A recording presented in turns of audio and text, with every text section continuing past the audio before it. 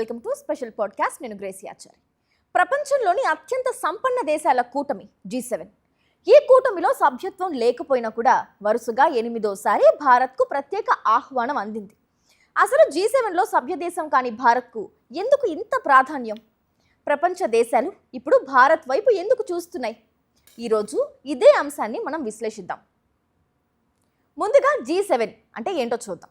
America, Britain, Canada, France, Germany, Italy, Japan కలిసి G7 కూటమిగా ఉన్నాయి.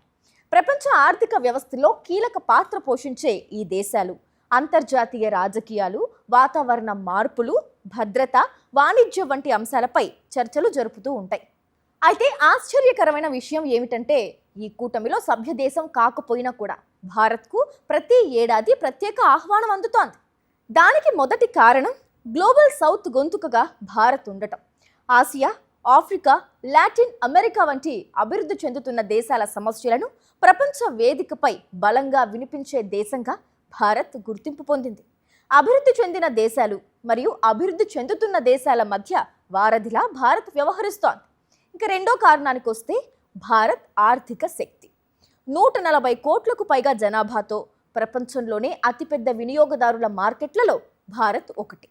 డిజిటల్ ఎకానమీ, తయారీ రంగం, స్టార్టప్ వ్యవస్థ, సాంకేతిక రంగాల్లో భారత్ వేగంగా ఎదుగుతోంది. ప్రపంచ ఆర్థిక వ్యవస్థ మందగించినా భారత్ మాత్రం వేగంగా వృద్ధి చెందుతున్న ప్రధాన ఆర్థిక వ్యవస్థగా నిలుస్తోంది.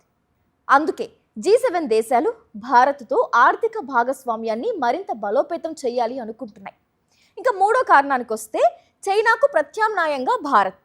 అంటే ఇండో పసిఫిక్ ప్రాంతంలో చైనా ప్రభావం పెరుగుతున్న తరుణంలో ఆసియాలో శక్తి సమతుల్యతను కాపాడగల దేశంగా భారత్ను పశ్చిమ దేశాలు చూస్తున్నాయి. భౌగోళిక స్థానం, సైనిక సామర్థ్యం, ఆర్థిక బలం ఇవన్నీ భారత్ను వ్యూహాత్మక భాగస్వామిగా నిలబెట్టాయి. ఇక నాలుగో కారణం భారత్ దౌత్యం. ప్రస్తుతం ప్రపంచం అనేక ఉద్రిక్తతలను ఎదుర్కొంటోంది. మనందరికీ తెలుసు, రష్యా ఉక్రెయిన్ యుద్ధం, పశ్చిమాసియా సంక్షోభం వంటి అంశాల్లో భారత్ తన స్వతంత్ర విదేశాంగ విధానాన్ని కొనసాగిస్తోంది. ఒకవైపు అమెరికాతో బలమైన సంబంధాలు, మరోవైపు రష్యాతో దశాబ్దాల స్నేహబంధం.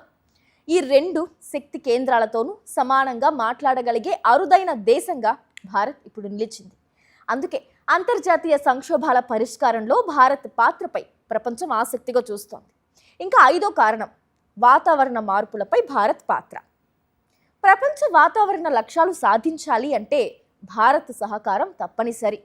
పునరుత్పాదక ఇంధన రంగంలో భారీ పెట్టుబడులు, అంతర్జాతీయ సౌర కూటమి వంటి కార్యక్రమాలకు నాయకత్వం వహించడం ద్వారా భారత్ ప్రపంచ దృష్టిని ఆకర్షించింది. అందుకే వాతావరణ మార్పులపై జరిగే ప్రతి కీలక చర్చలోనూ భారత్కు ప్రత్యేక స్థానం లభిస్తోంది.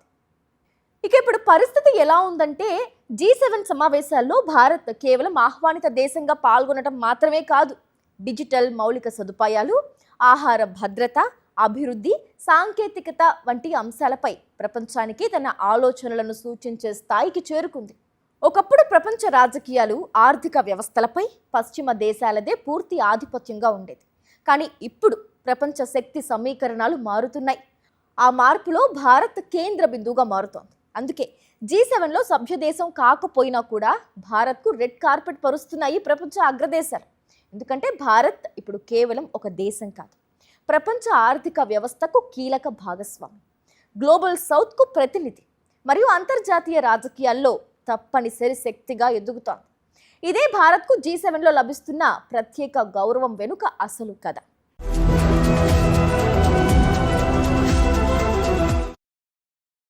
మరిన్ని అప్డేట్స్ కోసం ఛానల్ను సబ్స్క్రైబ్ చేయండి. నోటిఫికేషన్స్ కోసం బెల్ ఐకాన్ పై క్లిక్ చేయండి.